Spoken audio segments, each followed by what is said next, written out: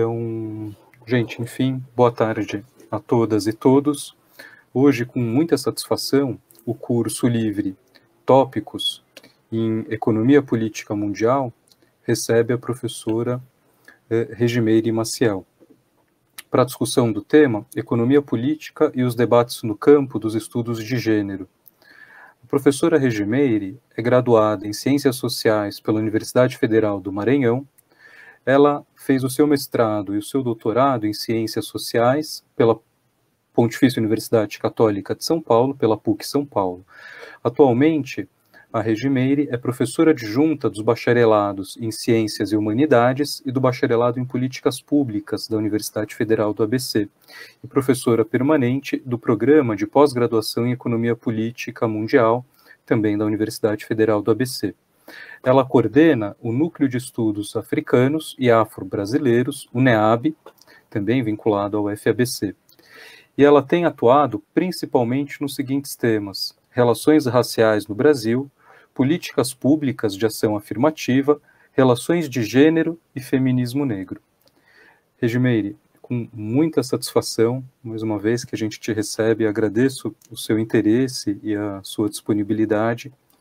Eu tenho acompanhado um pouco, não é, os embates e as discussões que você tem conduzido, em grande medida, na UFABC, com relação a políticas inclusivas, sobretudo na pós-graduação, cotas na pós-graduação. Então, é um prazer te receber aqui, né, te receber nesse curso que é organizado por várias frentes.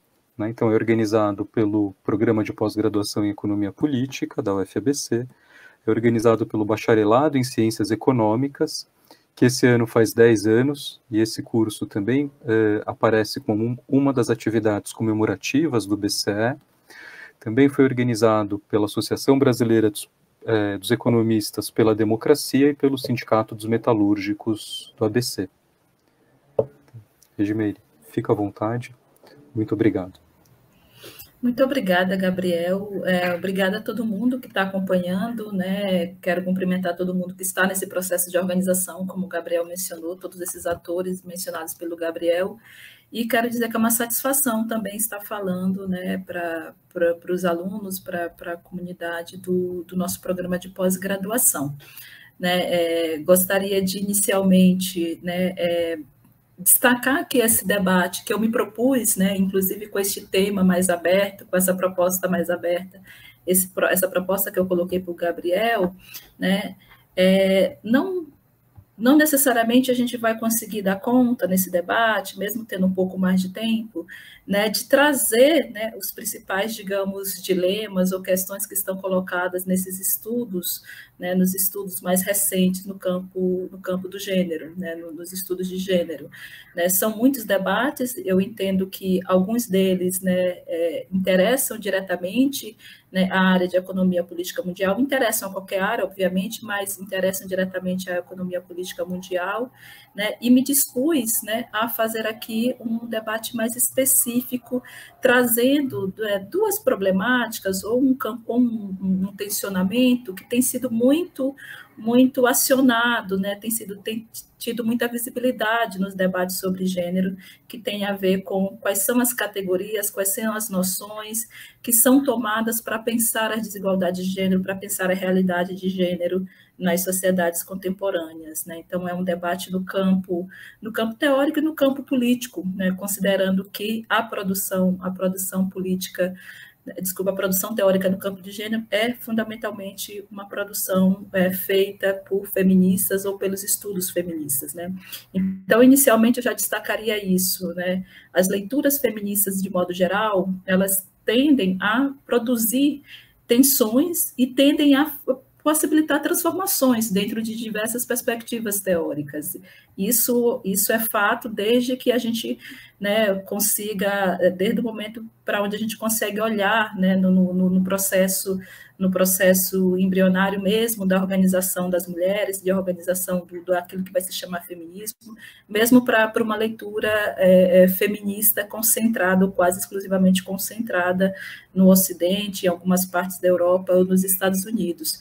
Então, a gente está falando sempre, quando a gente está falando dos estudos de gênero, quando a gente está falando dos estudos feministas, a gente está falando de um campo sempre marcado por muita tensão, sempre marcado por muita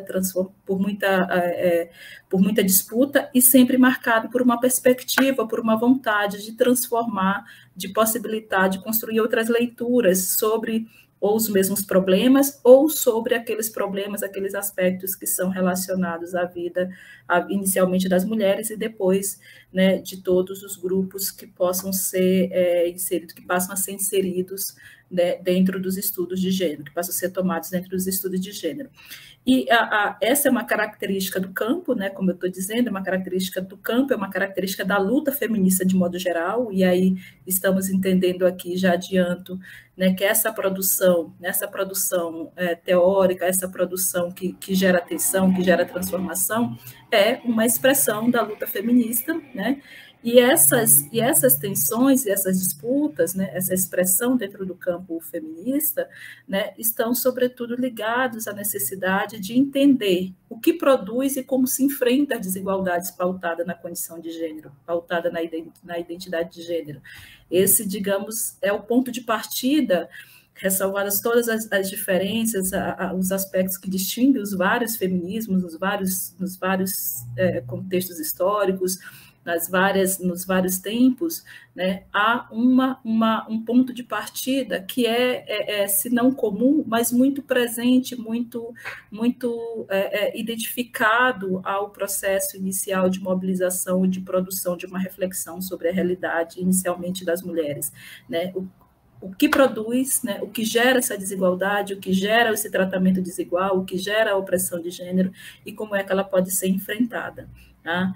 Então, quase sempre os debates que nós estamos travando hoje na contemporaneidade, dentro dos estudos de gênero, né, também estão relacionados a uma necessidade de revisão, uma necessidade de revisitarmos algumas das explicações e dos pressupostos que são colocados como fundamentais para entender essas desigualdades, como as desigualdades se produzem, como elas são produzidas e como elas podem ser enfrentadas. Tá?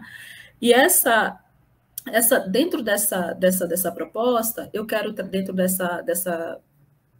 dessa iniciativa, né, desse esforço que eu estou dizendo que é comum e que é muito presente dentro dos estudos feministas ou dentro dos estudos de gênero, né, eu me propus a tomar aqui alguns aspectos daquilo que a gente tem debatido, me parece que a gente tem debatido bastante em algumas áreas do conhecimento, né, que é em torno da validade, né, da validade ou da centralidade de algumas categorias na interpretação dessas desigualdades, né.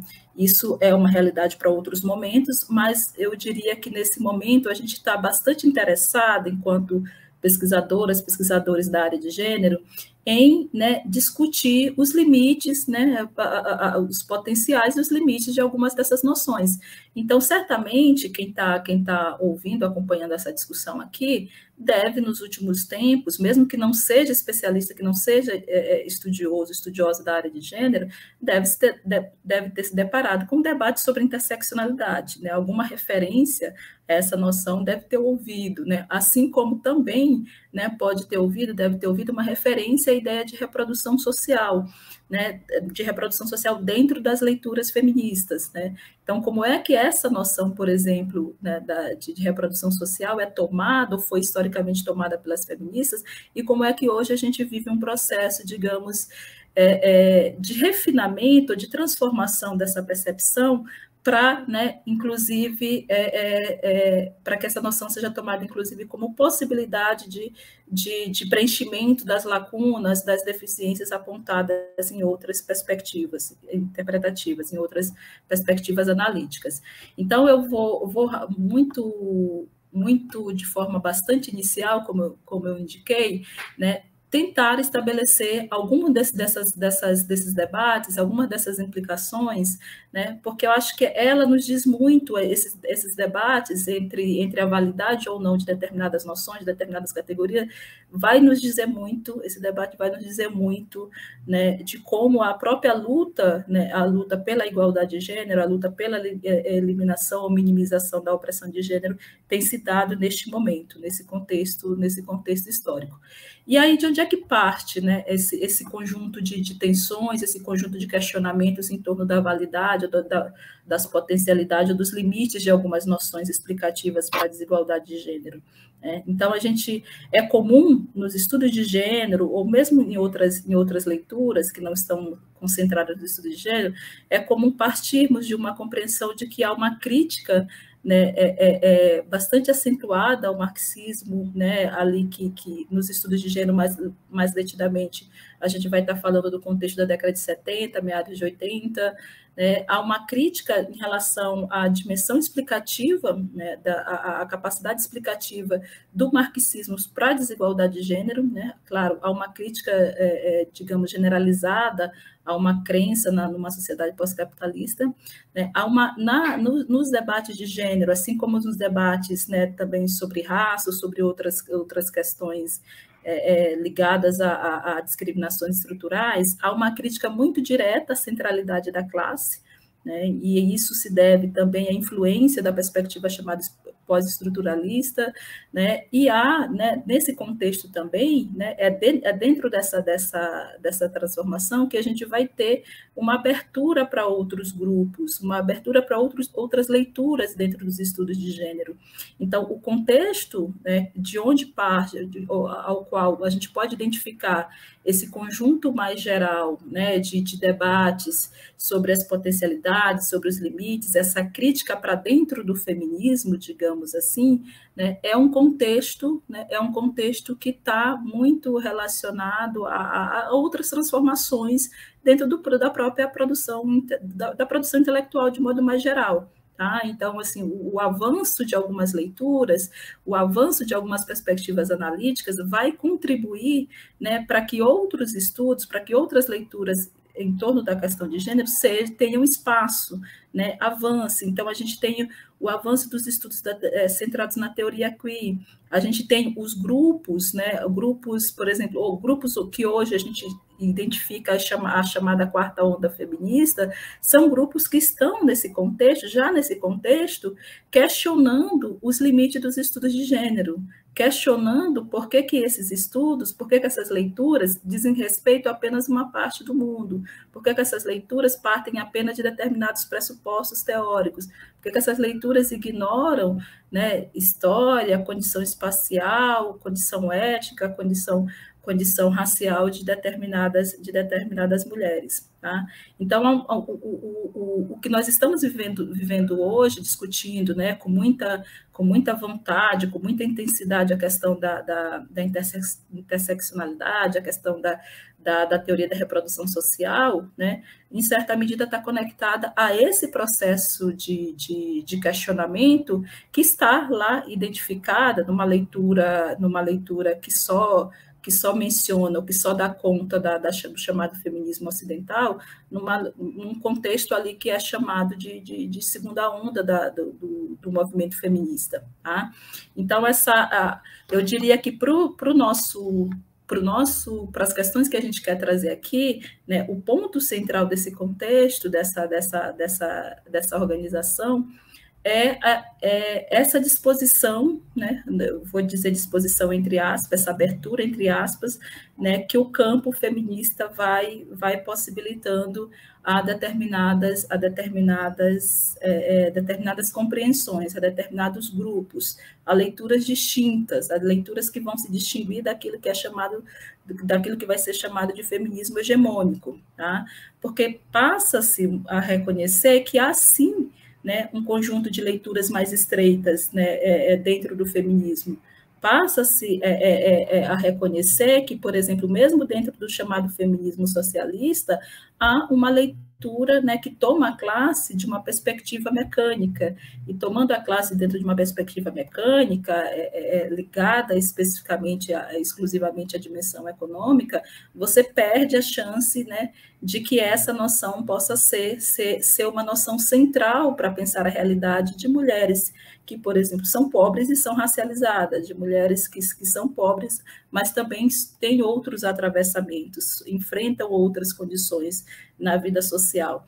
Então, esse conjunto de debates, concordemos ou não, né? Claro que aqui vai ter muito mais, quem vai ter mais clareza é quem estuda gênero, né? Mas esse conjunto de debates né, um questionamento, digamos, de modo geral, a essa pouca flexibilidade ou aquilo que em alguma medida vai ser denominado de uma leitura mais universalizante, de uma leitura mais homogeneizante da condição de gênero, né? E você vai ter, né, consequentemente, uma tensão colocada por alguns grupos no sentido de dizer que determinadas leituras, por mais avançadas que sejam, por mais abrangentes que se coloquem, né, que assumam, né, uma perspectiva mais abrangente, mas ainda vão deixar de fora, ainda vão se colocar, né, vão produzir leituras mais estreitas, leituras mais restritas para a interpretação da realidade de determinadas mulheres. Tá?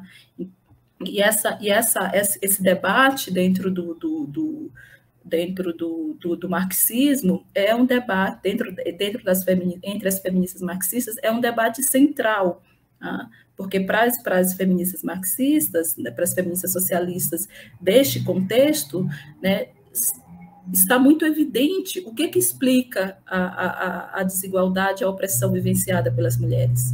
Tá? Mas a parte da crítica será direcionada a isso, será direcionada a uma leitura que, né, fazendo uso daquilo que outras autoras mais recentes vão chamar de um marxismo vulgar, a uma leitura que, fazendo uso de um marxismo vulgar, não vão deixar, né, percebermos qual é a relação entre a localização das mulheres na esfera reprodutiva e todas as outras condições que integram a vida dessas mulheres, todas as outras condições de pertencimento, de realidade socioespacial que vão atravessar a vida dessa mulher. Tá?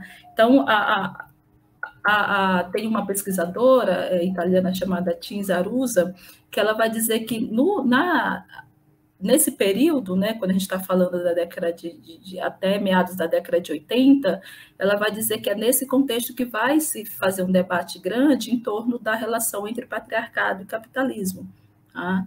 Então, o que está em jogo ali, o que está em debate ali, de acordo com a leitura da Cinzia Arruza, é se o capitalismo é ou não um sistema autônomo em relação ao próprio, se o patriarcado é um sistema autônomo ou não em relação ao capitalismo. Né? E se patriarcado é, de fato, né, o conceito, a noção, né, mais interessante ou mais adequada para entender a opressão e a desigualdade de gênero. Né? Então, esse debate é um debate que não começa nesse contexto, né, como eu disse, já no contexto daquilo que vai se chamar segunda onda, a própria década de 60, década de 70, já tem um questionamento em torno da categoria mulher, em torno da categoria patriarcado, né, dá conta, não dá conta, mas, né, para o debate que nos interessa aqui, para esse debate em torno de alguns aspectos sobre a interseccionalidade, sobre a teoria da reprodução social, ou o feminismo da reprodução social,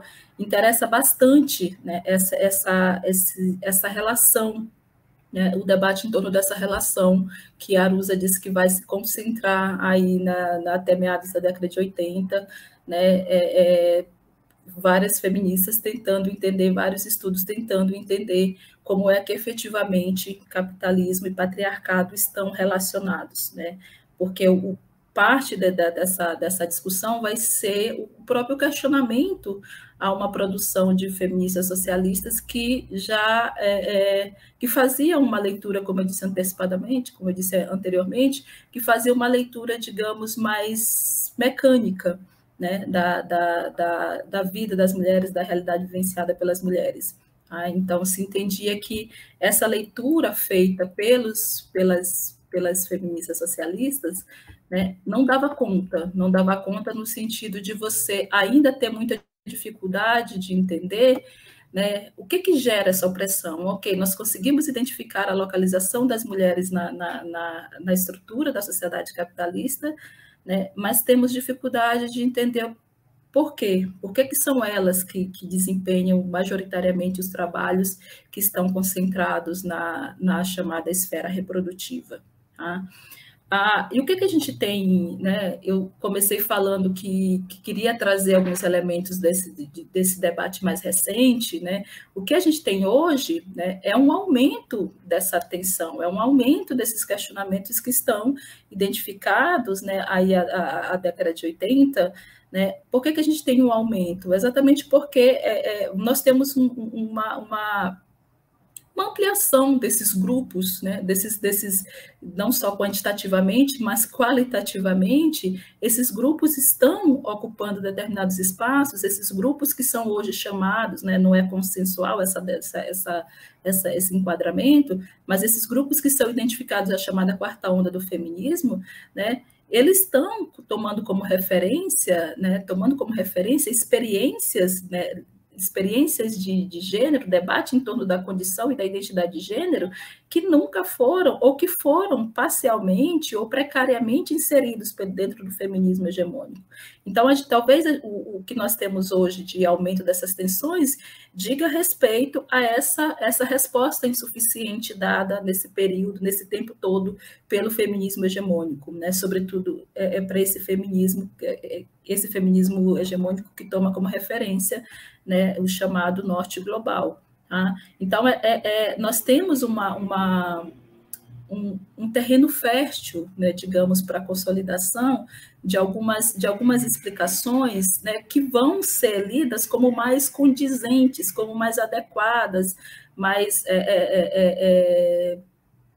completas para explicar a realidade de determinadas mulheres. Então, quando a gente pensa a experiência das mulheres racializadas, e aí estou falando racializadas mesmo para ser mais abrangente, né? Não estou falando necessariamente só das mulheres negras, mas da experiência das mulheres racializadas, né? Isso já tem sido debatido por representantes dessas próprias mulheres, né? Se a gente for pensar na América Latina, se a gente for pensar em algumas regiões do continente africano, essas mulheres têm dito, olha, o que vocês têm produzido enquanto teoria de gênero, enquanto estudo sobre a condição de gênero, não dão conta, isso não tem dado conta da nossa realidade, porque nós vivenciamos experiências, né? Nós tivemos experiências históricas, condições históricas distintas, isso nunca foi considerado, então não pode ser automático essa aplicabilidade, né? É preciso ter um processo de tradução, de verificação de adequação. Então, hoje a gente tem produções, né, de feministas africanas, né, indicando muito evidentemente isso. Na América Latina isso já tem bastante tempo, né, feministas, estudos de gênero dizendo é preciso considerar a especificidade da nossa região, é preciso considerar a realidade específica dessas mulheres racializadas e é preciso considerar, sobretudo, que aqui nós constituímos, inclusive, um enfrentamento da desigualdade de gênero ou um enfrentamento das questões de gênero de maneira distinta. Então, não dá para chegar... Não dá para ter uma produção teórica, por exemplo, que passa do pressuposto de que aqui a gente nunca lutou, de que aqui a gente nunca se organizou, que a gente nunca enfrentou as desigualdades ou as questões ligadas à dimensão de gênero. Tá? Então, essa tensão que estava lá, né, digamos, concentrada dentro do próprio feminismo, ou que estava mais concentrada dentro do próprio feminismo hegemônico, essa tensão que estava colocada em torno da insuficiência, né, por exemplo, da categoria classe, ou de uma necessidade de se fazer uma leitura a partir da categoria classe que não fosse mecanicamente definida. Né? A gente pode dizer que hoje, o que a gente tem hoje nesse conjunto de manifestações e de expressões do movimento feminista, a gente tem um alargamento, uma ampliação bastante significativa dentro desses espaços chamados, dentro desses espaços na ordem mundial chamados de subalternizados, de racializados. Então, é incontornável, né? Para o movimento feminista, se a gente for falar de modo geral, para o movimento feminista é impossível, né, não se dar conta dos seus próprios limites constitutivos. Tá? Então, nós temos hoje, né, essas mulheres produzindo, né, nós temos, né, na América Latina uma produção bastante extensa, né, de feministas, né, chamando atenção para a singularidade, para a especificidade da América Latina, e eu diria que nessas últimas 2 décadas isso tem sido bastante radicalizado, no sentido de, né, dessas mulheres, dessas pesquisadoras, dessas teóricas baterem o pé e dizer assim, olha, não dá para continuar construindo uma luta, né, para enfrentar a desigualdade de gênero com esse nível de generalização, com esse nível de homogeneidade e ignorando o que a gente tem produzido esses anos todos, esse período todo sobre nossa própria realidade. Tá? E aí tem contribuição, obviamente, dos estudos chamados, né? Tem a inserção dessas mulheres dentro desse movimento chamado pós-colonial, decolonial, todo esse processo de questionamento mais amplo e de tentativas, né, de produção de reflexões a partir das próprias realidades latino-americanas, das próprias realidades chamadas do sul global. Tá? E dentro dessa, e aí eu entro no primeiro ponto dessa nossa discussão, porque dentro desse conjunto de reflexões ou de demandas colocadas, de sinalizações para que, né, para que se entenda, né, que essa homogeneidade, de que essa universalidade, de que essa leitura mais homogeneizante não significa nada ou não dá respostas satisfatórias para a realidade das mulheres, a gente tem aquela que talvez seja a mais popular, né? Eu vou chamar mais popular porque está, de fato, me parece, né, bastante disseminada no contexto daquelas ativistas, daquelas feministas que atuam ou que têm uma inserção muito grande nas redes sociais. Então, interseccionalidade passou, né? A ideia de interseccionalidade passou de uma categoria analítica, passou de uma referência analítica para um elemento que quase, né, está relacionado à identidade das mulheres, à identidade das pessoas que se dizem feministas interseccionais. Então, a expressão feminista interseccional tem sido muitas vezes lida como um aspecto como uma compreensão que está relacionada a esse aspecto da constituição identitária, diz muito mais do que, olha, eu sou uma feminista, eu sou uma teórica, eu sou uma pesquisadora que faz leituras interseccionais, ou que faz uso da categoria interseccional. Então, certamente, né, vocês devem ter visto muitas vezes essa referência, muitas vezes essa noção, né, mesmo para quem não estuda gênero, mesmo para quem não estuda raça, mas isso está muito colocado. E aí a pergunta, né, se vocês poderiam dizer, então, se está tão popular assim, né, se é tão acionada essa noção, né, qual é o valor, né, qual é a potencialidade dessa noção, por que ela é tão, digamos, é tão benquista por alguns setores, é tão benquista por uma parte dessas estudiosas. Né? A leitura, a ideia de interseccionalidade, né, ela é bastante, digamos, ela pode ser caracterizada de uma maneira bastante ampla, tem uma definição bastante abrangente, digamos assim.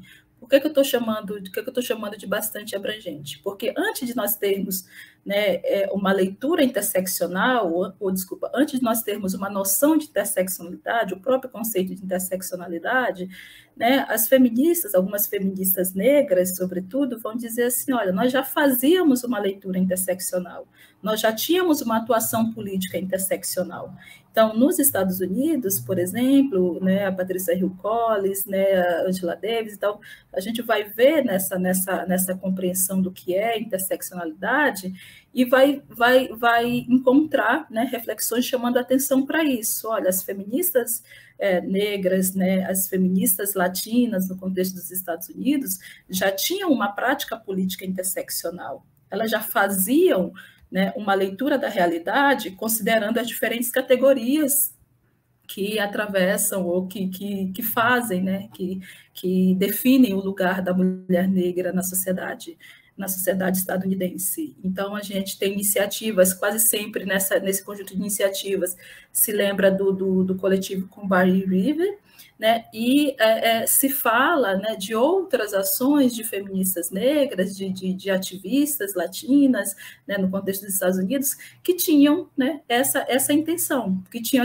mais do que essa intenção, tinham essa intenção e tinham essa prática política, né, não conseguiam fazer uma leitura exclusivamente a partir da raça. Entendiam que a leitura tinha que ser feita a partir da raça, a partir da classe, a partir de outras dimensões que caracterizavam a vida das mulheres, dessas mulheres racializadas. Então, esse é um ponto importante, porque o conceito é recente, né? O conceito de interseccionalidade é da década de 80, da década de 90, né? Na verdade, da década de 90, né? Mas, né, do mesmo modo que se faz uma leitura sobre o contexto estadunidense, a gente também olha para o Brasil, por exemplo, olha para a América Latina, mas aí eu vou mencionar aqui só o Brasil, olha para o Brasil e encontra também, né, essa referência a uma prática política interseccional.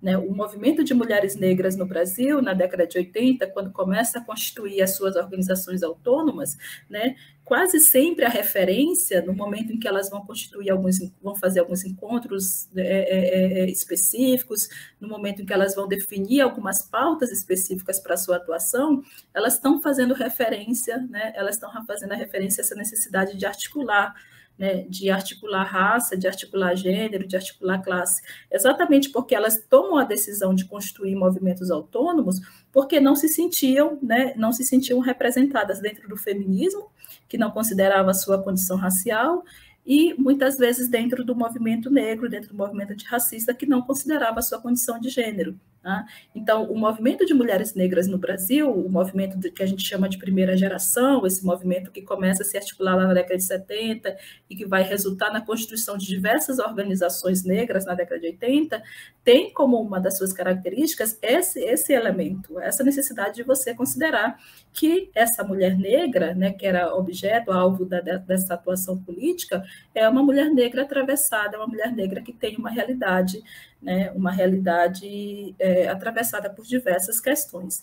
Então, antes de termos um conceito, estou chamando a atenção para isso, né, para que a gente entenda também aquilo que algumas autoras vão chamar de potencialidade do conceito de interseccionalidade. Então, ele é mais, digamos, mais do que o conceito, porque quando ele é forjado, né, na década de 90, por uma pesquisadora estadunidense, a Kimberly Crenshaw, né, se costuma dizer que o que ela fez foi sintetizar, né, foi resumir essa experiência das mulheres racializadas em diversas partes do mundo. Né? O que ela fez foi chamar atenção para essa necessidade de olhar, né, de fazer uma leitura interseccional da realidade, porque a discriminação se mostra ou se apresenta de maneira interseccional. Então, você não teria como combater a discriminação, qualquer tipo de discriminação, se você não fizesse, né, uma leitura interseccional, se você não fizesse uma leitura que desse conta, né, de perceber como se articulam esses diferentes aspectos, como se articulam essas diferentes condições. E aí ela parte especificamente da sua atuação, né, enquanto ativista nos Estados Unidos, pensando muito na realidade das mulheres negras com as quais ela trabalhava, né, de como essas mulheres negras acabavam sendo preteridas de diversos espaços, excluídas de diversos espaços, inclusive no acesso, né, no acesso à justiça, né, e é dessa experiência que ela é a partir dessa experiência que ela formata esse conceito, que aí depois vai ser dito que é um conceito que sintetiza, que resume, que traz toda essa carga, toda essa experiência de mulheres negras, né, de mulheres racializadas de modo geral, né, nos Estados Unidos e em outras partes. E aí, né, mesmo ele sendo, né, porque acho que do mesmo modo como vocês têm visto, né, se falar muito interseccionalidade, né, é possível que vocês tenham visto se falar muito das críticas ou dos limites dessa noção, né, porque a pergunta primeira é: mas o que significa o que significa uma leitura interseccional da realidade? A discriminação é interseccional, ok. Vocês estão dizendo que a discriminação de raça, a discriminação de gênero, a questão de morar em determinada parte da cidade, morar em determinada parte do país ou do mundo, impacta, né, ou diz muito sobre esse processo ou essas discriminações, essa desigualdade vivenciada por determinadas mulheres. Mas o que significa dizer isso? O que significa chamar atenção para que os pesquisadores, para que as pessoas que estão gestando política pública, para que o sistema de justiça faça uma leitura interseccional da realidade das mulheres ou de quaisquer outros grupos? Esse é o principal ponto, né, é o principal questionamento direcionado a essa noção, porque vai se dizer que muitas vezes, né, o que se faz é uma espécie de somatórias de opressão, de somatória de discriminações. Então, você vai, né, não é isso que a Kimberlé Crenshaw indica, né, não é isso que ela diz que deve ser feito, né, ela fala muito mais de cruzamento, ela fala de intersecção, ela fala de diálogo, né, ela inclusive chama a atenção de que não deve ser um somatório, que diz que não deve ser um processo de adição. Você vai colocando isso, essa mulher negra, essa mulher periférica, essa mulher está nessa faixa de renda, pertence a essa classe social e tal. Ela diz que não se trata disso, mas certamente há um desafio muito grande para a operacionalização dessa noção, porque a noção de interseccionalidade é uma noção com bastante apelo operativo, né? Bastante, né? Ela é uma noção produzida, uma noção forjada para dar subsídios, para oferecer, né? Para funcionar mesmo como uma espécie de ferramenta, né? Para a interpretação e para a eliminação, né? Ou para a tentativa de eliminação da desigualdade. Mas vai se dizer que ela tende, né? Ela tende com essa ideia de intersecção, com essa ideia de intercruzamento, de opressões e discriminações, que ela tende a estar muito mais concentrada nas micro-relações, né? Que aí perde de vista, né? Não toma como referência, né, a totalidade social, né, não necessariamente expõe, né, não necessariamente é uma leitura que expõe uma lógica sistêmica, né, entre essas várias categorias, entre essas várias noções, essas várias categorias que produzem a opressão, né, para os grupos que estão sendo interpretados, que estão sendo lidos, né.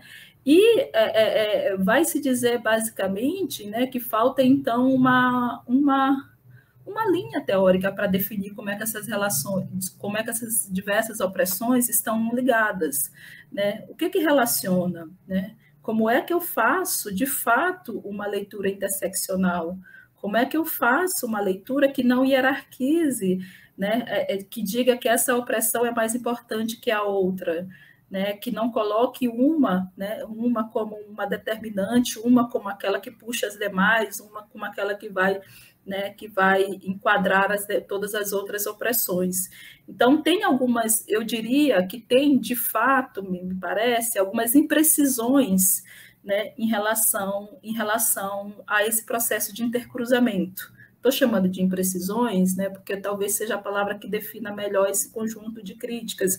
Assim, olha, se concentra no micro, né, não consegue expor, não consegue dizer claramente o que liga essas opressões, né, sem hierarquizar, sem ser apenas um somatório, né. Então, eu diria que eu ficaria, né, por enquanto, nessa ideia de que a gente tem uma imprecisão, né.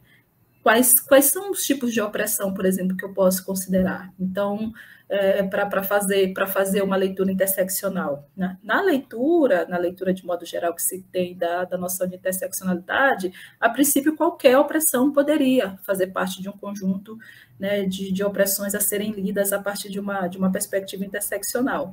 Né? Então, dizem que isso também gera, né, gera essa imprecisão. Né? Então, tanto faz, eu troco aqui, uma hora eu coloco raça, outra hora eu coloco classe, outra hora eu coloco regionalidade. Né? Então, tem essa imprecisão, mas eu acho que a imprecisão mesmo diz respeito a essa dificuldade, digamos, operativa, né, de fazer uma leitura que me permita ter uma visão, né, uma visão mais estrutural daqueles tipos de discriminação naquela sociedade, naquele tempo histórico, naquele contexto social. Né? Digamos que seja, que eu fico por aqui, depois a gente vai falar um pouco mais sobre isso. Tá? Mas independentemente dessas críticas e do apontamento dessas imprecisões, dessas inconsistências, essa é decisivamente uma das leituras mais, digamos, mais centrais, né, no debate atual sobre o feminismo. Concordemos ou não, né, façamos uso ou não dessa noção, a ideia de interseccionalidade está colocada aí de uma maneira como talvez não se tenha visto, como a gente não viu, né, em outro momento, porque esse conceito recente e, antes de ser um conceito, essa prática interseccional talvez não tenha tido tanto alcance ou não tenha sido visibilizado pelas próprias leituras feministas. Então, para o debate de raça, para o debate de gênero, para o debate sobre sexualidade, a interseccionalidade tem assumido, né, um papel importante, ela tem sido tomada como uma dimensão importante. Então, assim, para qualquer leitura que as pessoas entendam que ela tem que considerar, que elas tenham que considerar o fato daquela mulher ou daquele grupo pertencer ou ter a sua vida, né, marcada por diversas opressões, essa leitura vai ser definida como uma leitura interseccional, essa interpretação, essa atuação política vai ser classificada como uma atuação interseccional. Então, há um uso, né? A gente pode ter um uso e tem um abuso do próprio termo, né? Às vezes sem muita problematização dos seus limites, mas eu diria que, independentemente disso, dessa falta de crítica, dessa falta de problematização da própria adequação do termo, da noção de interseccionalidade, está aí. E se está aí, a gente precisa entender, inclusive, qual é o apelo, né? Como é que essa noção pegou tanto, né, para alguns estudos, pegou tanto para alguns ativismos, pegou tanto para algumas interpretações, né, para algumas interpretações teóricas, né? Acho que esse apelo nos diz muito, né, dessa lacuna inicialmente apontada, o que eu falei rapidamente aqui, desse contexto, né? Desse contexto que é marcado pelas críticas, pelo enfrentamento mais central dos limites impostos por noções mais mecânicas, por noções mais abrangentes, que por mais abrangentes que fossem, né, deixavam de fora, né, ou não conseguiam fazer adequadamente a leitura ou enquadramento de diversos grupos sociais, especialmente daquelas pessoas que se identificam enquanto mulheres. Tá? E aí, nesse conjunto digamos, nesse contexto em que a gente tem essa ampliação do que eu estou chamando aqui, né, de contestações, de debates, de reformulações, de questionamentos a alguns pressupostos do próprio feminismo, a gente tem também, né, um outro apelo, um outro conjunto de leituras já bastante fincado na nossa atualidade, que são os debates trazidos, né, pela teoria da reprodução social, né, sobretudo pelas chamadas feministas, né, que tomam como referência, né, a perspectiva de reprodução social. E o feminismo da reprodução social, vou chamar aqui, né, o feminismo da reprodução social, ou teoria da reprodução social, ela se coloca como uma perspectiva que vai resolver alguns dos impasses, algumas das limitações colocadas pela interseccionalidade, tá? Porque ela vai definir, ao contrário da ideia de interseccionalidade, que é lida como, olha, não tem hierarquia entre as categorias, né? Não sabemos o que é mais importante, não sabemos o que é menos importante, e a depender de quem usa, pode fazer uma hierarquia, mas, no geral, né, você diz que tudo importa, né, que todas as noções importam, que raça importa, que classe importa, que gênero importa, né, mas você não define muito como é que isso importa, né, a partir de que critérios, na verdade, isso importa.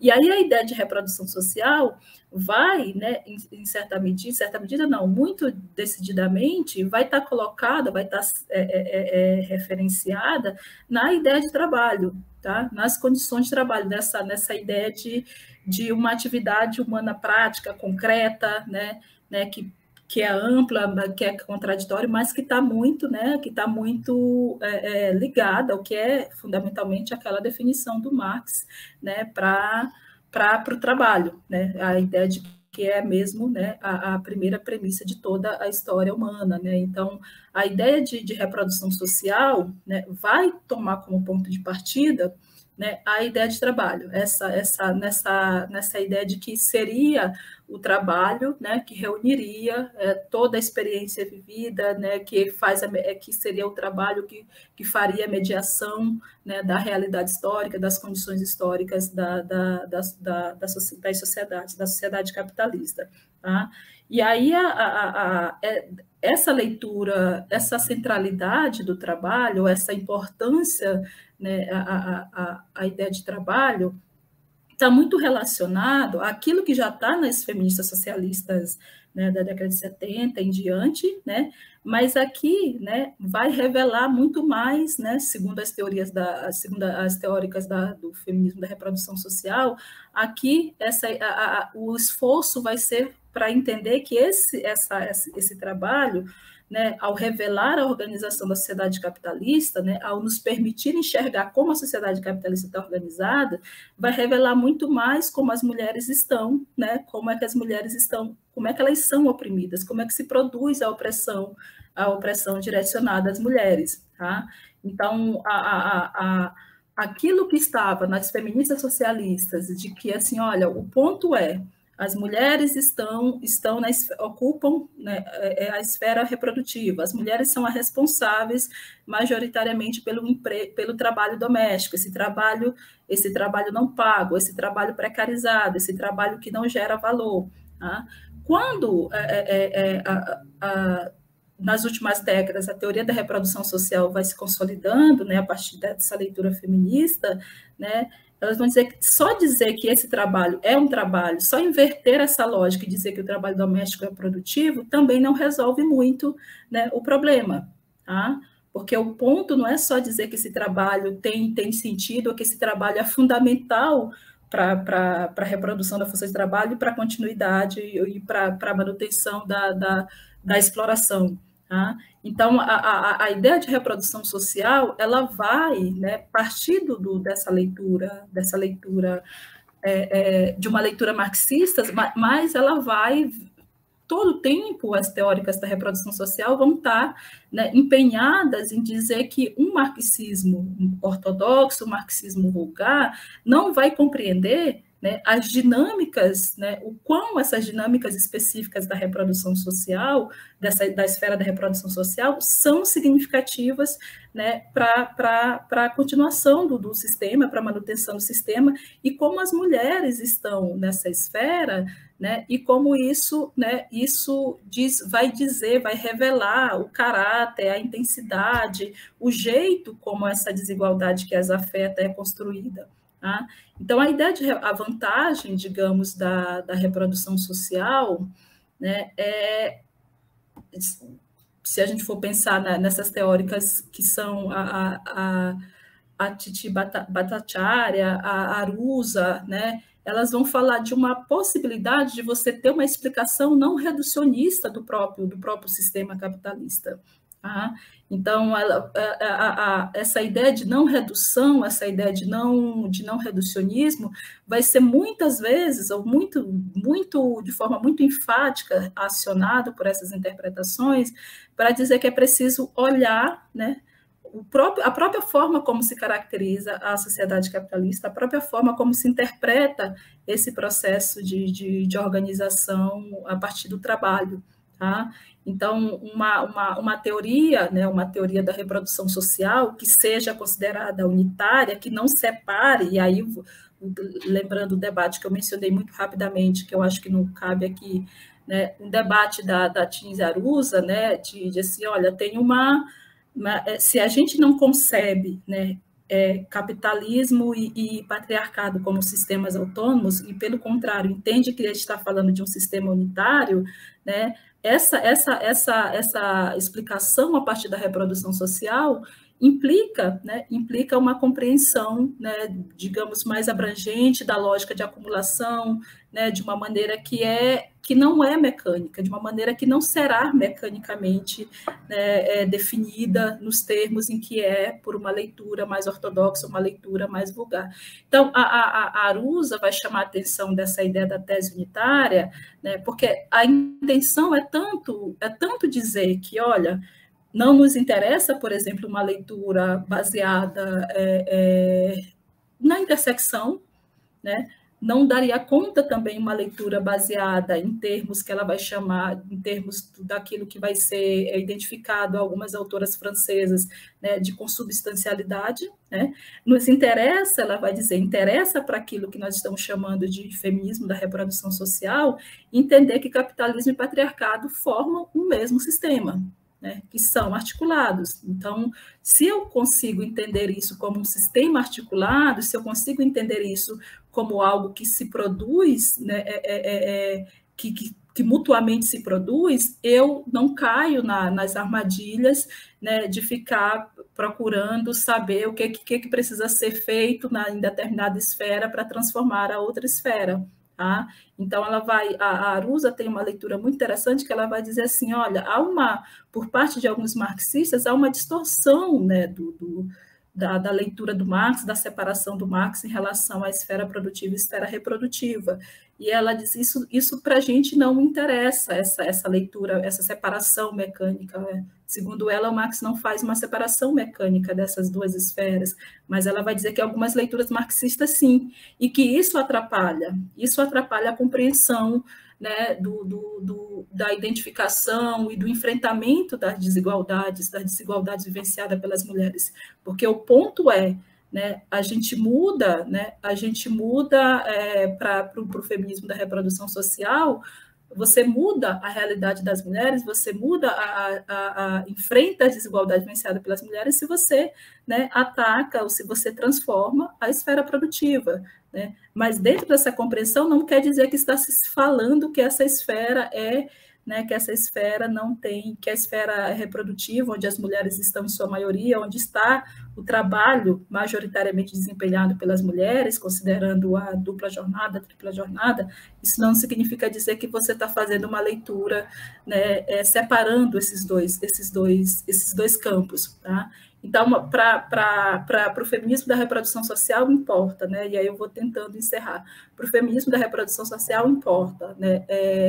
Considerar capitalismo e patriarcado como um sistema unificado, né? Não interessa uma definição do patriarcado como um sistema autônomo, que se conecta, mesmo que conectado ao capitalismo, ao sistema mais geral, né, ao sistema capitalista mais geral, não interessa. Interessa entender que sim, fazem parte de um mesmo sistema, de que são processos, que é o patriarcado, sim, que explica a dominação das mulheres, que é o patriarcado que explica a desigualdade de gênero, né? Mas ele não é um sistema autônomo, com vida própria, com relações próprias, né? Não é um sistema tal e qual definido o sistema capitalista, né? Em que você teria a classe de explorados, a classe de exploradores. Então, essa é uma preocupação central para o feminismo da reprodução social. Tá?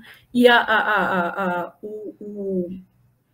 o outro ponto é a vantagem, né, que essa leitura, que esse tipo de leitura ofereceria para aquelas outras leituras que estão partindo exatamente do oposto, que estão dizendo, né, há um sistema de dominação racial, há um patriarcado, tudo isso relativamente autônomo em relação ao capitalismo, mesmo conectado.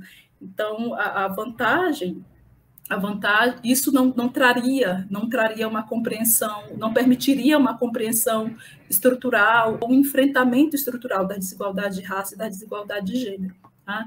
E por que essa discussão para a gente, né, para a gente que tá na área de economia política mundial, né, por que essa é uma discussão que interessa para a gente? Porque vocês poderiam dizer, mas Regineira, esse debate todo, como você começa a dizer, está no campo do feminismo, eu não estudo gênero, não me interessa, né? Ou o que me interessa, ou o que eu preciso saber nos estudos de gênero são questões mais pontuais, exatamente para poder me posicionar em relação à desigualdade de gênero, para mobilizar alguma coisa em relação à desigualdade de gênero, e esse debate todo interessa por quê?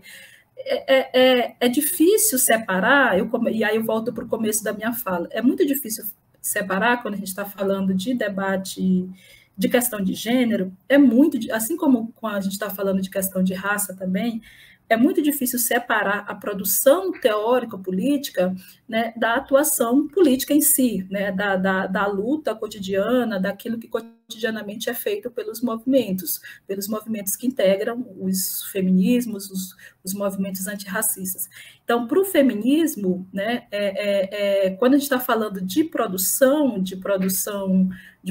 teórica, de produção política, né, dessa produção que é acionada aqui nas universidades, que é acionada no centro de estudo, que é acionada dentro do próprio movimento, né, essa produção é muito resultante, né, é diretamente resultado dessa atuação, né, dessa leitura que o movimento faz da realidade social, dessa leitura que o movimento faz das suas próprias contradições enquanto movimento, né? Então, eu diria que com esse debate, né, eu diria que há uma disputa, né, até certo ponto saudável neste momento em relação dentro dos estudos de gênero, em torno dessa, digamos, da melhor compreensão da desigualdade de gênero, né? Como é que a gente ataca de forma mais direta a desigualdade de gênero. Eu diria que há, sim, uma disposição em torno desse objetivo, né? Há diferentes, digamos, diferentes táticas, há diferentes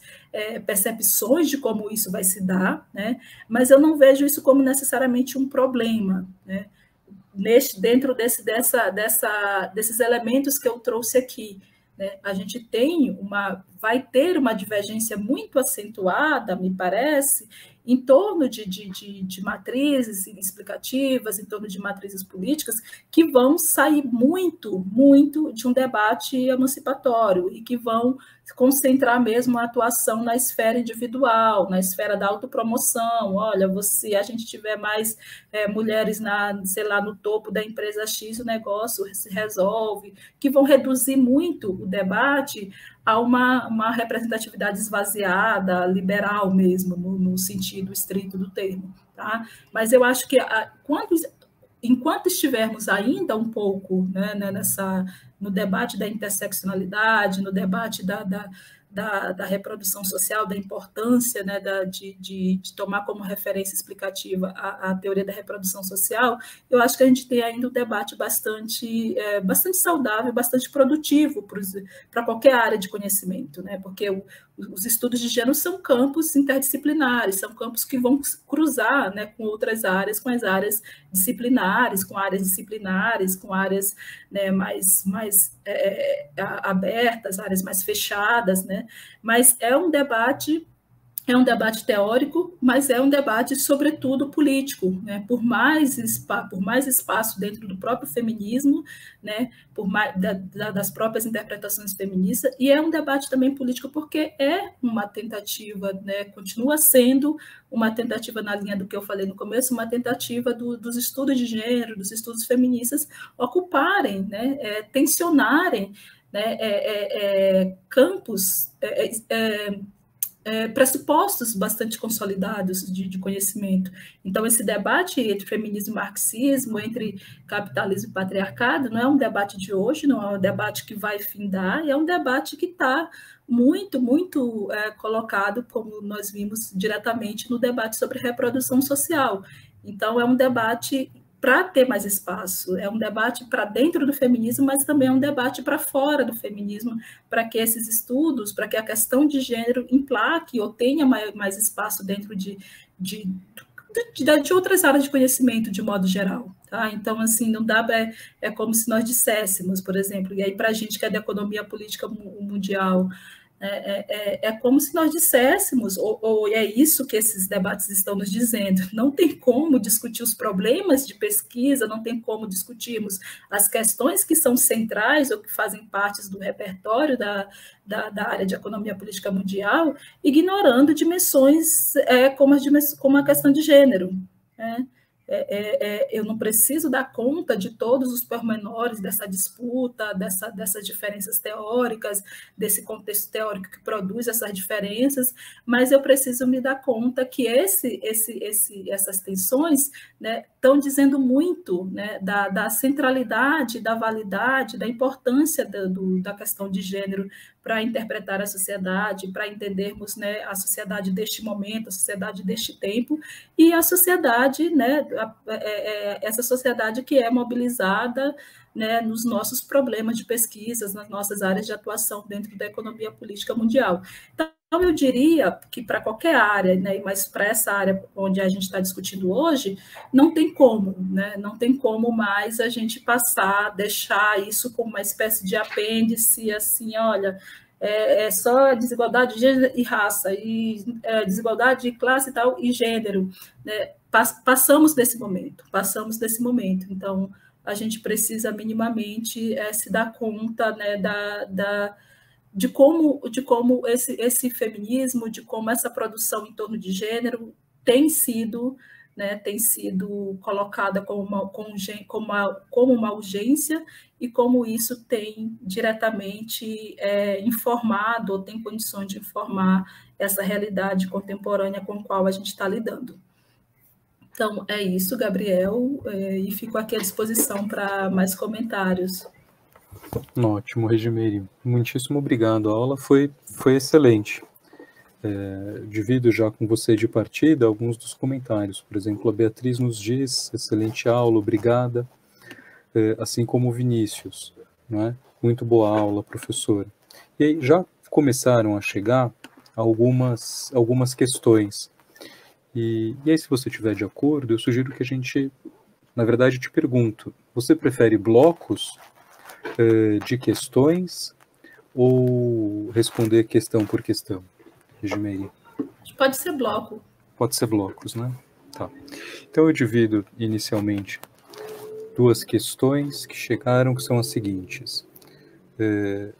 O Lucas Gissoni nos diz: você diria que o capital produziu historicamente a alteridade de gênero, desumanizando as mulheres como objeto contraposto ao sujeito universal? Isso se relaciona ao colonialismo, exploração da natureza? A Beatriz pergunta: quando a Angela Davis aponta para as questões de gênero, raça e classe, a ideia de interseccionalidade já estava colocada?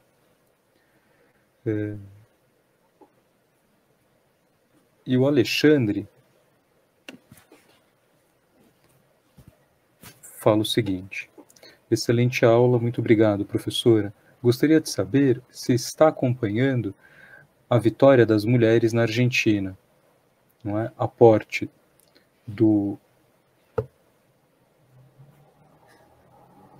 no topo da aposentadoria, no caso de gravidez, e a crítica liberal a ela. E aí ele continua.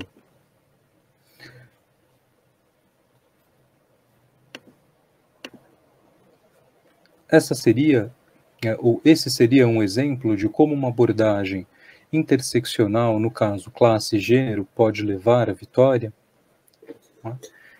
E aí, se você achar que é o caso, eu coloco mais uma pergunta que chegou e também tomo a liberdade de fazer uma pergunta. O Vinícius Bastos nos diz o seguinte: se for possível, gostaria que a professora comentasse o efeito da pandemia sobre a alocação de trabalho por gênero.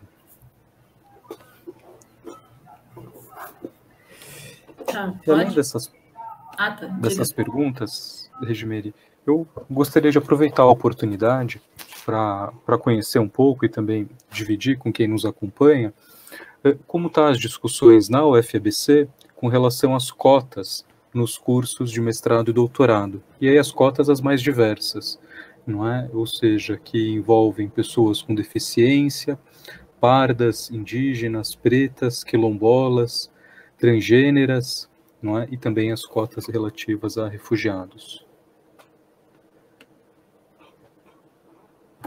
Tá, obrigada, Gabriel, e obrigada a todo mundo. Eu vou passar aqui, né, pelas questões, né, se eu for perdendo alguma coisa, você me avisa. Tá? Começando pela questão do Lucas, obrigado, Lucas, pela questão, né? Certamente você sabe que essa é uma das questões mais, digamos, mais difíceis, né, de responder, e assim, eu imagino que essa questão geralmente também, essa questão também se coloca muitas vezes para a questão de raça. Tá? O capitalismo, né, a gente costuma dizer, ele radicaliza, né, qualquer processo, né? Ele exacerba qualquer processo. Então, quando a gente vai falar dos estudos de gênero, a gente costuma dizer que essa realidade criada pós instituição das sociedades, pós organização da sociedade capitalista, é uma outra realidade, né? E aí vocês têm estudos, né, clássicos, estudos bastante consolidados. Está aí a Silva Federici, aí, que está todo mundo lendo e que está dizendo isso, né? Então, a gente tem essa leitura é uma leitura bastante, isso de modo geral, né? Pensando na organização da sociedade capitalista. Então, tem sim, né, como você diz, né, o capital produzindo esse processo de desumanização das mulheres, né, tomando como referência aquilo que seria a norma, que seria o padrão, que seria o sujeito universal, homem, branco, europeu, tá? Então, é por isso que pesquisadoras e teóricas africanas, né, têm insistido muito nos últimos anos, né, de que, assim, olha, vocês trouxeram isso para a gente, né, considerando aqui a última parte da sua questão, né, isso se relaciona, sim, né, ao processo de colonização, ao próprio processo de dominação colonial, de exploração dessas sociedades. Então, eu estou lembrando muito dessa leitura das pesquisadoras africanas, porque isso tem chegado com bastante força para a gente. Assim, vocês trouxeram, né, são vocês que se consideram esse padrão, essa norma, esse sujeito universal a ser seguido, vocês que trouxeram essas relações, vocês que disseram para a gente, que tentaram dizer para a gente que ser assim ou ser assado estava errado, ou que as relações de gênero se processam dessa de outra forma. Tá? Então, acho que nós temos dois elementos na sua fala, né, que é isso, né, como é que o processo de instauração, né, das sociedades, ou de ampliação das sociedades capitalistas, de expansão, né, produzida pelo capital, né, desumaniza, né, produz essa desigualdade de gênero e, consequentemente, resulta nessa desumanização das mulheres. Então, acho que a gente tem bastante coisa produzida sobre isso, né, se a gente for pensar especificamente nesse processo de expansão via colonização, né, de como isso impõe normas, como isso impõe critérios, impõe inclusive valores que muitas vezes são alheios às sociedades em que esses colonizadores, essa colonização se instaura, né?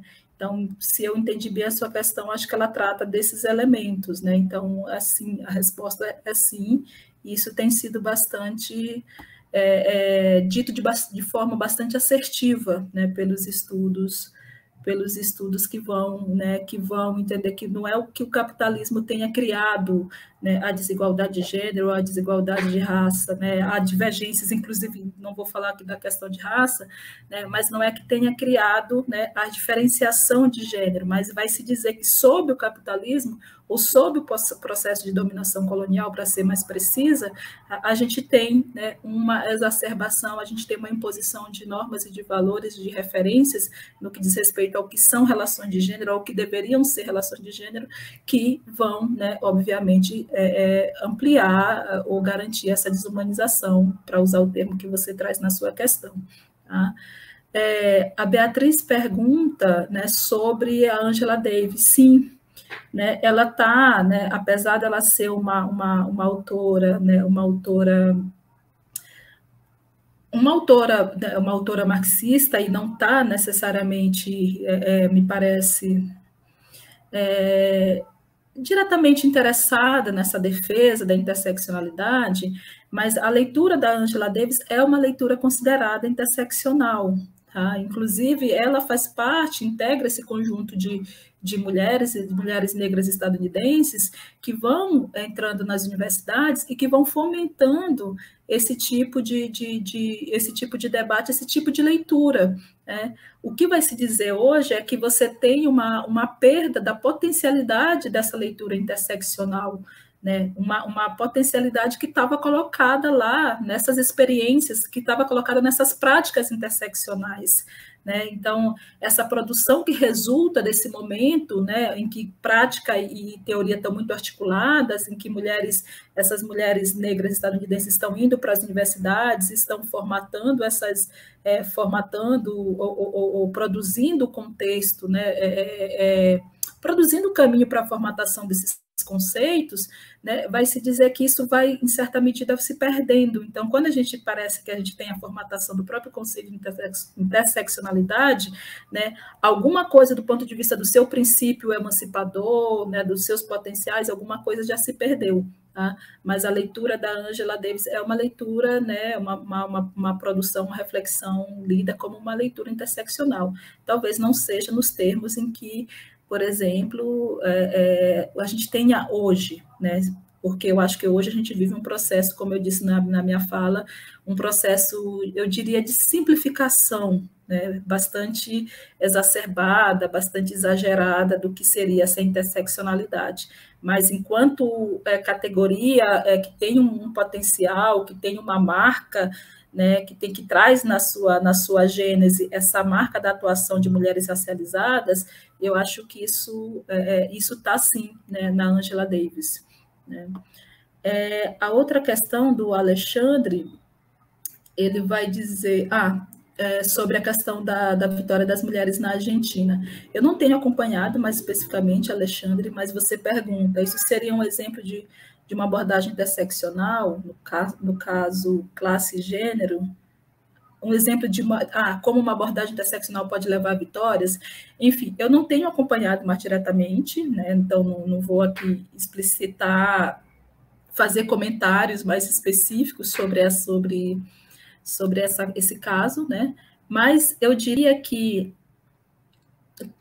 né, a gente tem nos últimos, na verdade, não só nos últimos anos, né, na verdade, né, as feministas, sobretudo as feministas latino-americanas, vão dizer que a partir da década de 90, a gente tem um conjunto de vitórias, né, para a questão de gênero, que são vitórias constituídas dentro do espectro liberal, né, que são vitórias, que são a constituição de legislações, que são a constituição de uma série de medidas que estão dentro, digamos, dessa abertura neoliberal para algumas questões, que estão dentro dessa movimentação que, às vezes, os próprios movimentos fizeram, que os próprios feminismos fizeram, ao se transformar em ONG, ao ampliar esse processo de internacionalização, de ocupação dos espaços internacionais, das conferências, das redes.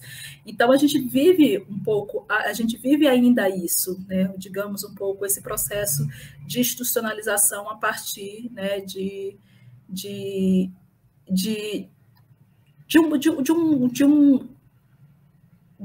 demandas ou de atendimento de demandas que são atendidas a partir de um marco neoliberal. Então, se isso, né, isso, em certa medida, é sim, né, como você pergunta, né, um exemplo de como a abordagem interseccional poderia funcionar, né? Só que, como eu chamei a atenção, a gente tem essa inconsistência ou essa falta de imprecisão em relação ao que seria a interseccionalidade, ao que seria essa articulação, por exemplo, entre classe e gênero, como você fala, faz com que muitas vezes a gente leia alguma dessas vitórias, a gente leia algum desses avanços dentro, né, de uma chave neoliberal, que muitas vezes também né, e a ideia de interseccionalidade está cada vez sendo vista mais como um elemento dentro desse espectro, como algo que, assim, olha, não muda substancialmente, não muda a estrutura, não muda a correlação de forças, não muda, né, mas prevê, né, define ou consegue emplacar, né, aspectos importantes para a mudança da vida das mulheres ou para a vida de outros grupos.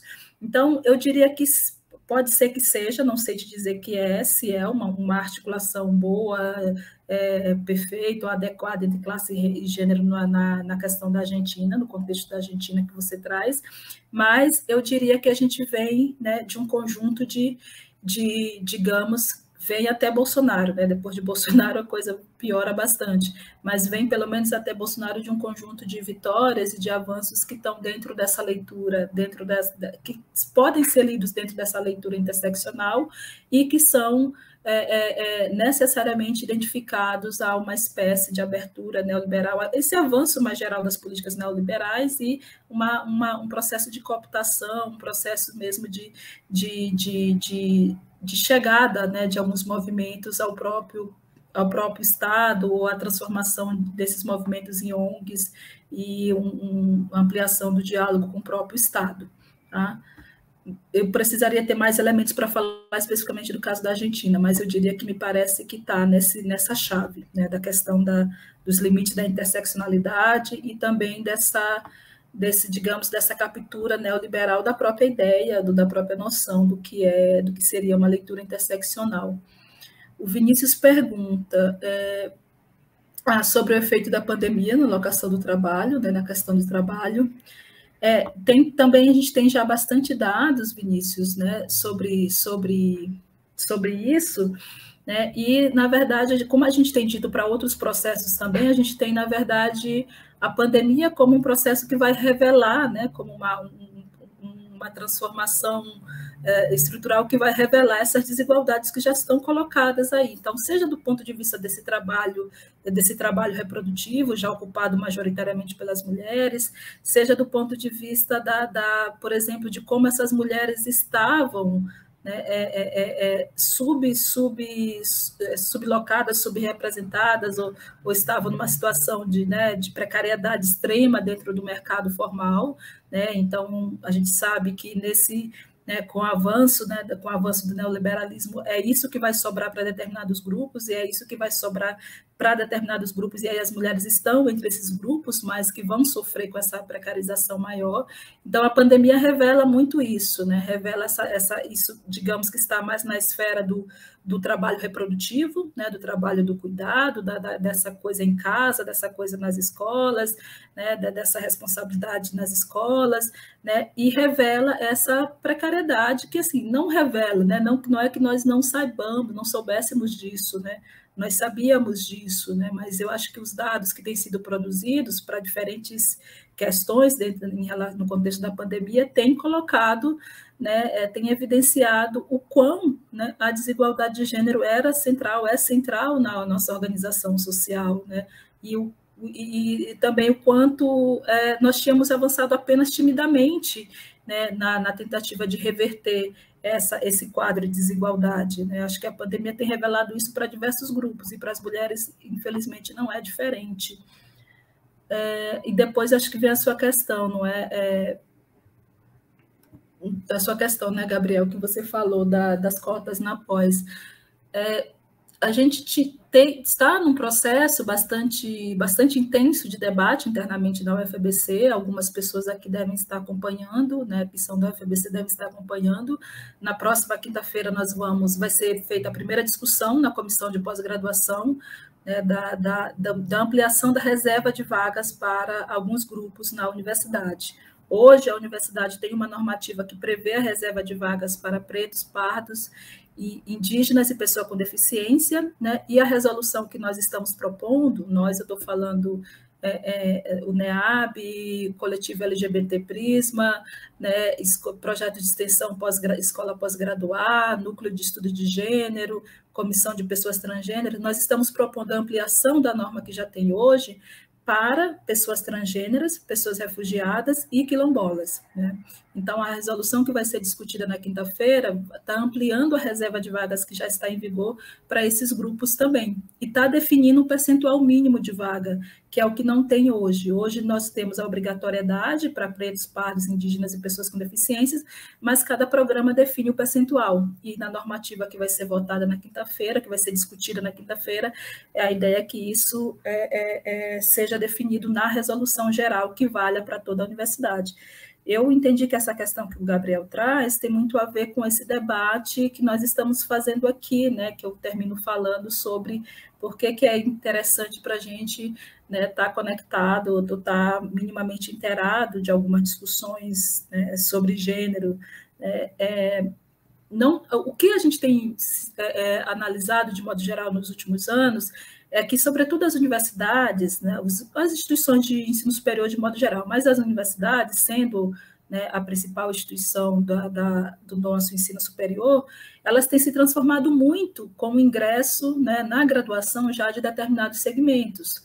Mais estudantes de escola pública, mais estudantes negros, né, estudantes indígenas, que em alguma medida têm chegado pela lei de 2012.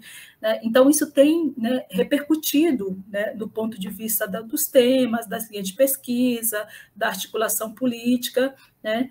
E quando eu terminei a minha fala inicial dizendo assim, olha, é incontornável, o negócio não tem, a gente não tem como voltar atrás, ou não pode deixar de se inteirar desses debates.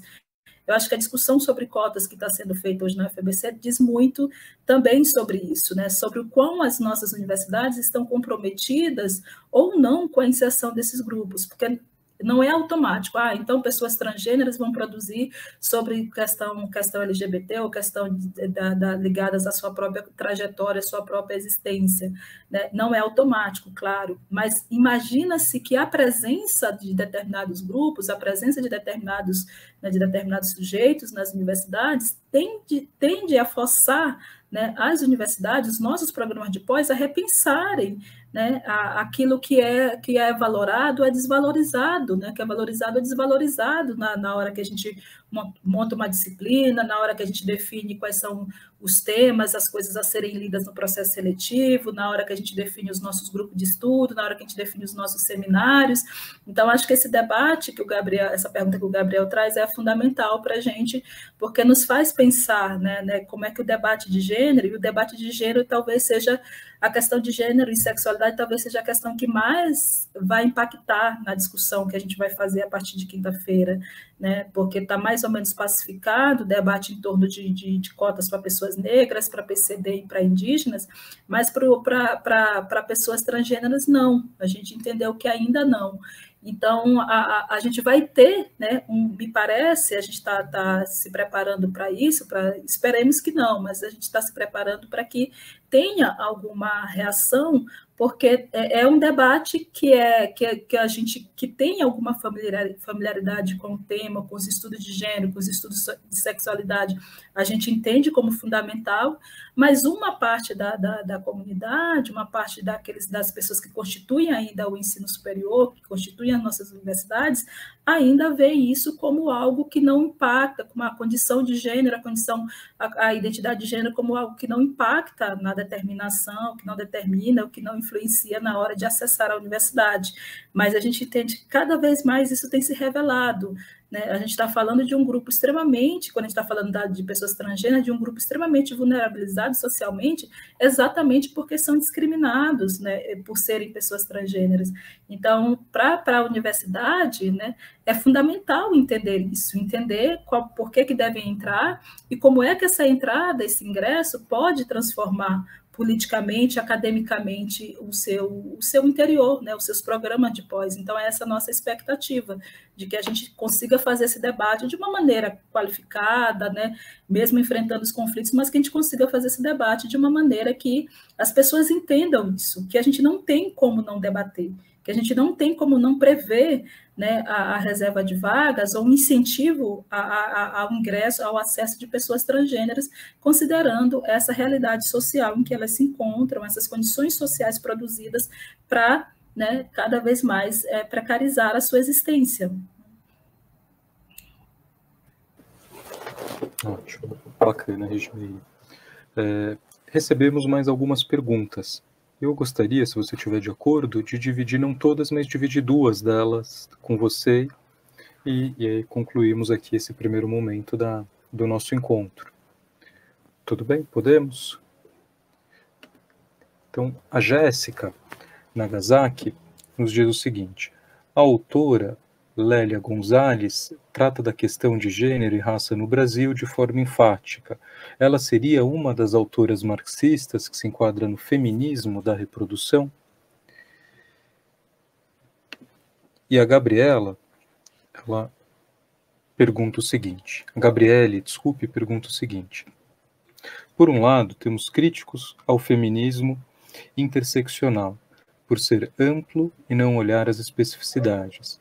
De outro, temos teóricos ou teóricas defendendo a ideia de uma superação das desigualdades. E continua. Só seria alcançada ao considerarmos as interseccionalidades. Como considerar as especificidades e interseccionalidades ao mesmo tempo?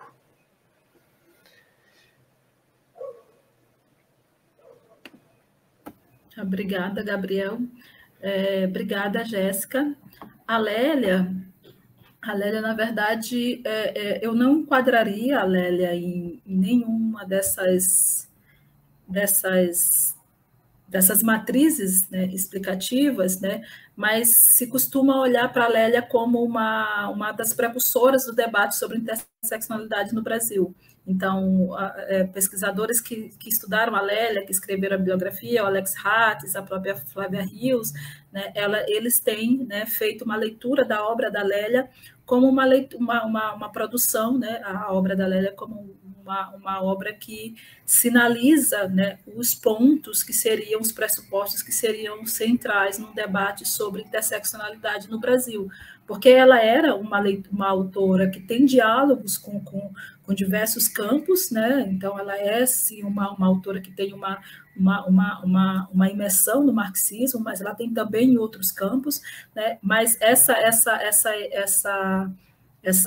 digamos, essa filiação mais ampliada da Lélia faz com que ela tivesse, né, fosse responsável por uma produção que sim, que vai tomar a raça como uma questão central, né? Então, quando ela está discutindo sobre o feminismo afro-latino-americano, ela vai dizer para nós, mulheres negras, na América Latina, para nós, mulheres racializadas na América Latina, né, a percepção da opressão se dá, antes de tudo, pelo racial, né?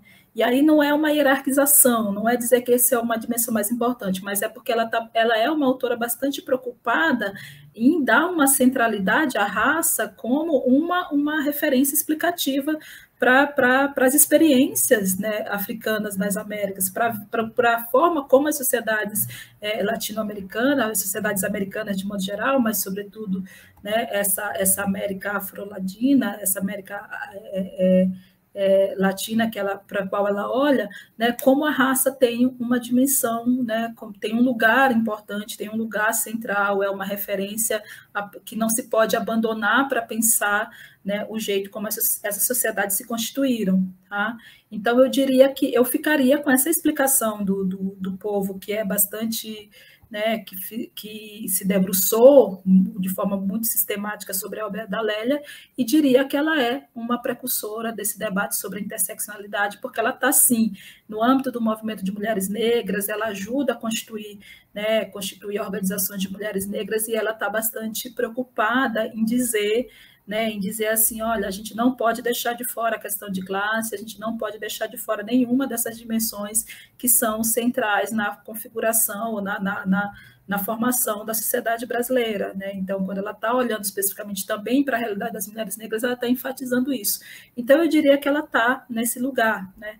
Mas ela é uma autora bastante de filiação, bastante, digamos, ampliada, vou usar essa expressão, né? Mas como você falou, né, me parece que essa filiação mais ampliada da Lélia tem a ver com essa necessidade que está muito presente nos textos dela de explicar, né, de explicar qual é o lugar da mulher negra na sociedade brasileira, como é que esse lugar vai se reificando, vai sendo, né, fixado, né, como é que não muda, né, muda do ponto de vista histórico, do ponto de vista formal, mas não muda do ponto de vista, né, da desvalorização. Então, é sempre um lugar precarizado, é sempre um lugar desvalorizado, é sempre um lugar estereotipado, marcado por muitas violências.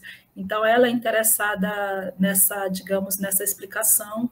Me parece que ela olha para bastante coisas, para bastantes aspectos, e é por isso que ela é lida como uma autora precursora da interseccionalidade, né, nas nossas leituras, nas leituras sobre a sociedade brasileira. Tá? A outra questão é da Gabriele, né, deixa eu só retomar aqui. Ela pergunta sobre o feminino interseccional ser amplo e não olhar especificidades. Na verdade, né, a interseccionalidade, né, ela na verdade, a crítica que ela recebe mais diretamente é talvez por ela ser específica demais, é por ela não conseguir enxergar, é uma crítica que se faz a ela. Isso está em diversas leituras, né, mas é uma crítica que se faz a ela de ela não conseguir dizer muito evidentemente, né, o que liga essas especificidades. O que liga essa especificidade, por exemplo, regional, essa especificidade a essa especificidade de classe, essa especificidade étnica, essa especificidade racial, né? Esse é o ponto, né, de uma das críticas, essa é uma das inconsistências, né, que são associadas ou que são direcionadas a essa compreensão da interseccionalidade, né?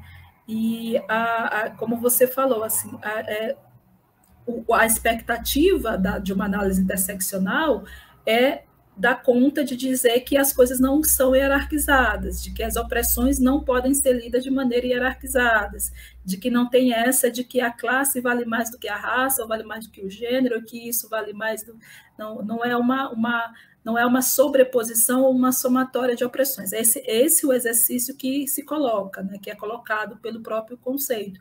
Mas, né, vai se dizer que isso não é possível ser alcançado, porque você não teria, como você tem na ideia de reprodução social, que você tem o trabalho, né, que seria essa unidade explicativa, essa unidade, né, bastante marcada na organização da sociedade capitalista, e que consegue localizar os sujeitos, que consegue localizar as mulheres, que consegue dizer que mesmo quando elas acessam, por exemplo, a esfera reprodutiva, elas vão estar, né, em situação precarizada e tal.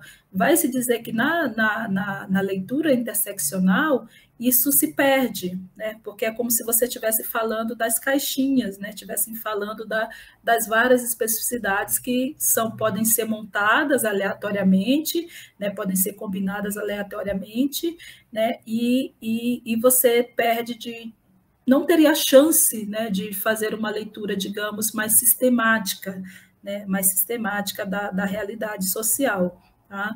Então, você pergunta como considerar especificidades e interseccionalidades ao mesmo tempo. Na verdade, eu diria que, me parece que a sua pergunta é como alcançar a interseccionalidade, porque ela né, uma noção que pressupõe que você teria que considerar que uma mulher indígena, por exemplo, da zona rural, uma mulher indígena que vive numa comunidade, né, que vive ainda numa aldeia, é diferente de uma mulher indígena, por exemplo, que está no centro urbano. Então, isso seria, né, para uma leitura, se a gente for pensar na chave da interseccionalidade, eu só conseguiria, né, entender a vivência, a experiência dessa mulher se eu considerasse tudo isso. Ela é uma mulher indígena, mas é uma mulher indígena que vive ainda na zona rural, ela é uma mulher indígena que tem de outros marcadores sociais, ela é uma mulher indígena escolarizada ou não, que teve acesso ou não ao processo de escolarização formal, né? Numa leitura interseccional, eu só conseguiria saber quem é esta mulher, ou como é que ela está localizada na sociedade, né, de modo geral, inclusive do ponto de vista da opressão de gênero, da desigualdade de gênero que ela enfrenta, se eu considerasse tudo isso, todas essas especificidades.